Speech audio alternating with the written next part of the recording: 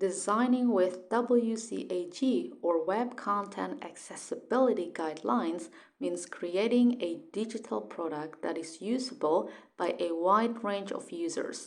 WCAG or WCAG for short was first published in 1999 by W3C with one big mission: to make the web inclusive.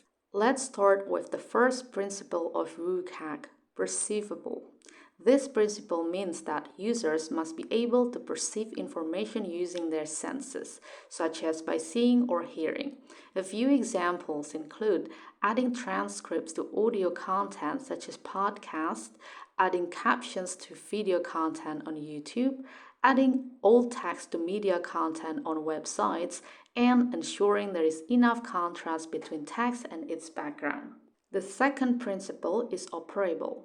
This principle ensures that users can interact with and navigate the user interface, regardless of how they choose to access it. For instance, users can press the Tab key to move sequentially through all interactive elements on a web page without relying on a mouse only.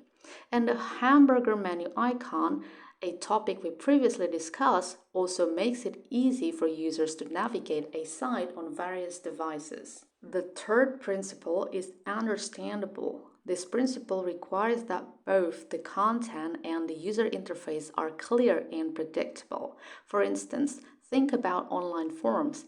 Instead of saying error 304, a better message is please enter a valid email address. Simple, right? That's WCAG in action. And the fourth principle is robust. This principle ensures that content can be interpreted reliably by a wide variety of user agents, including assistive technologies. For example, adding ARIA attributes such as role equals quotes button and ARIA dash pressed equals quotes false in the HTML markup would help assistive technology to interpret that the element is a button which can be pressed and is not currently pressed. Once it's pressed, the ARIA-press attribute would change its value to true programmatically, which works similar like a light switch. That's a brief overview of WCAG, the gold standard for accessible design worldwide. Here's the question for you. What feature makes online browsing easier for you? Share your answer in the comments.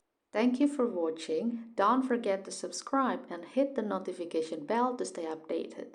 And if you find this video helpful, smash that like button and please share this video. See you in my next video to learn more about the exciting world of technology.